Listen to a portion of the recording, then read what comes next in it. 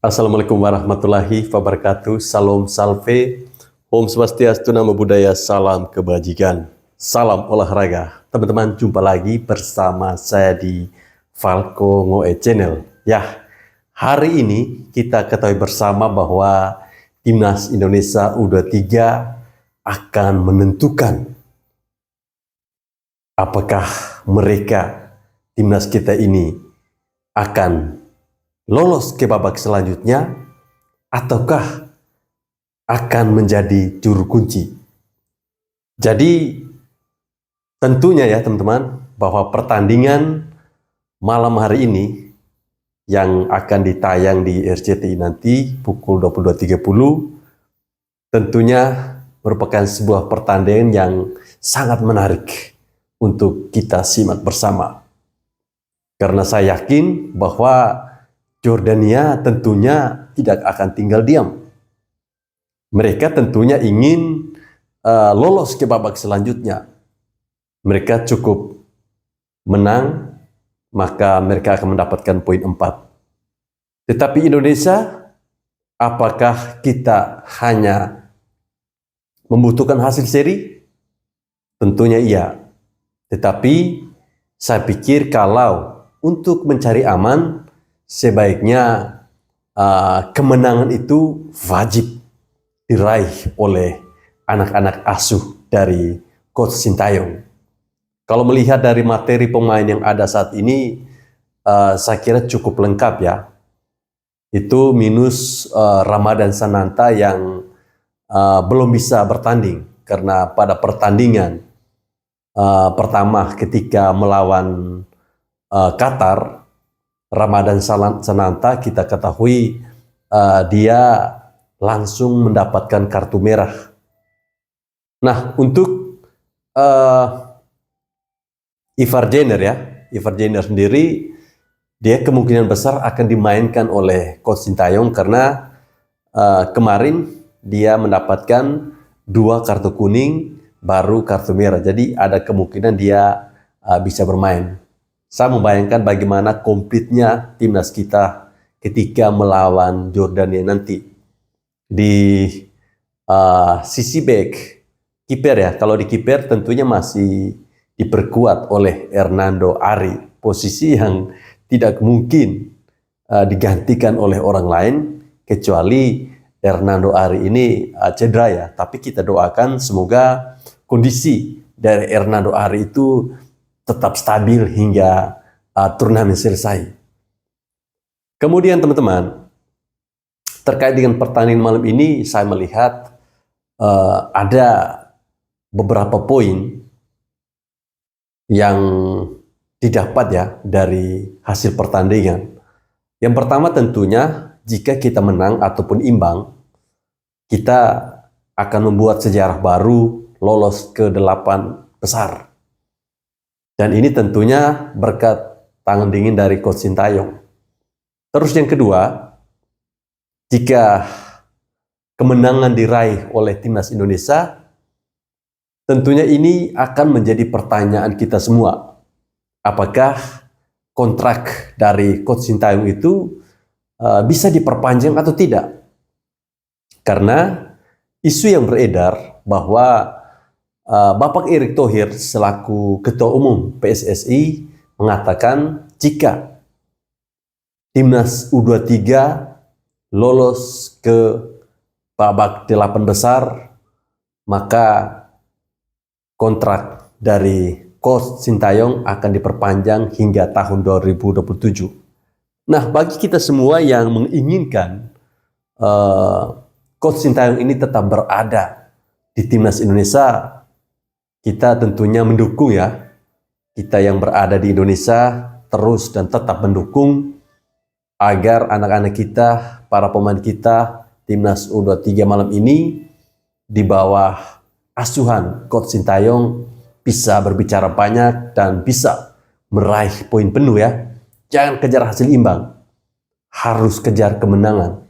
Karena itu lebih aman kalau kita mindsetnya itu bermain imbang. Peluang untuk kalah itu pasti ada. Tetapi kalau anak-anak diberikan mindset, pola pikir bahwa di match ini kita harus menang, kita wajib menang. Tentunya itu akan menjadi modal yang sangat kuat bagi anak-anak ketika bertanding di lapangan. Ya, kita doakan semoga hal ini benar-benar bisa diwujudkan, bahwa timnas kita, timnas U23 bisa memperoleh hasil yang positif di bawah kepelatihan Coach Sintayong. Nah, jika hal ini benar-benar terjadi, kemenangan ini benar-benar didapatkan oleh timnas kita, dan Coach Sintayong kontraknya akan diperpanjang hingga tahun 2027, kira-kira yang akan stres dengan hasil ini siapa? Saya kira tidak semua orang Indonesia ya, tidak semua orang Indonesia itu senang dengan keberadaan Coach Sintayong. Kita ketahui akhir-akhir ini ramai di media, ada orang yang katanya dia ini pengamat sepak bola. Tetapi kalau kita melihat isi dari bacotannya ini, dia bukan seperti pengamat sepak bola. Dia lebih kepada pembenci dan pembenci. Ya, teman-teman tentu tahu siapa orang yang saya maksud. Ada si Towel yang tidak mau mengakui keberadaan Coach Sintayong. Si Towel yang selama ini dia berharap bahwa PSSI itu tidak usah memperpanjang kontrak dari Coach Sintayong, karena sampai saat ini menurut si Towel ini timnas Indonesia belum mendapatkan trofi. Tetapi yang dilihat oleh PSSI itu sebenarnya bukan hanya sekedar trofi.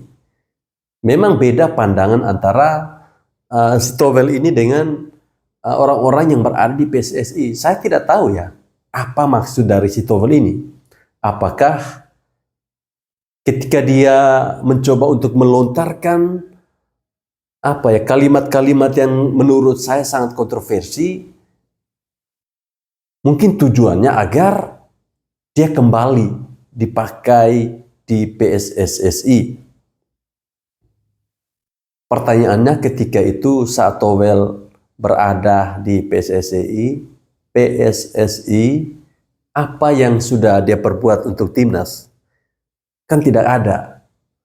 Selama ini bacotannya dia bahwa seolah-olah ya Coach Sintayong itu tidak pernah melirik pemain lokal atau yang viral dengan sebutan local pride.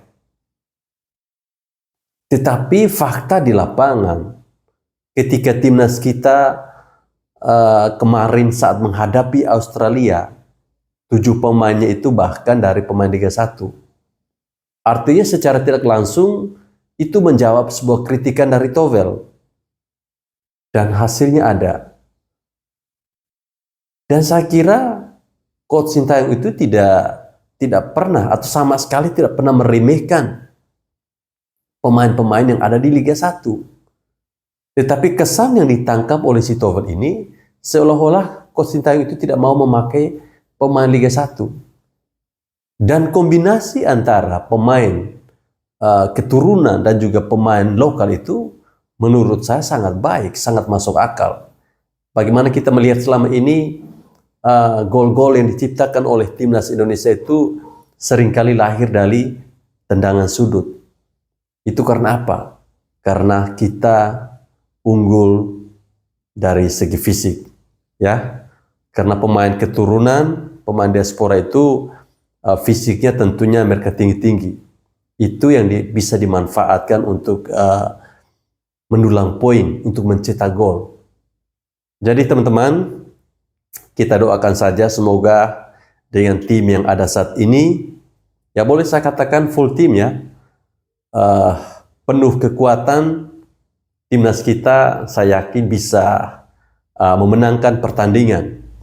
Kalau melihat dari histori ya, saya melihat histori bahwa ketika bermain lawan Qatar, terlepas dari kita dicurangi oleh wasit Nasrullah Kaburov atau Kerbau itu kan skornya 2-0.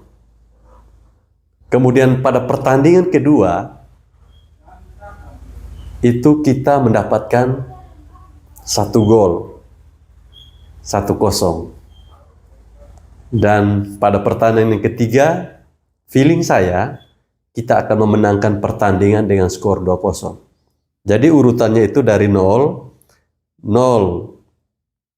gol dengan Qatar, 1 gol dengan Australia, 2 gol dengan Jordania.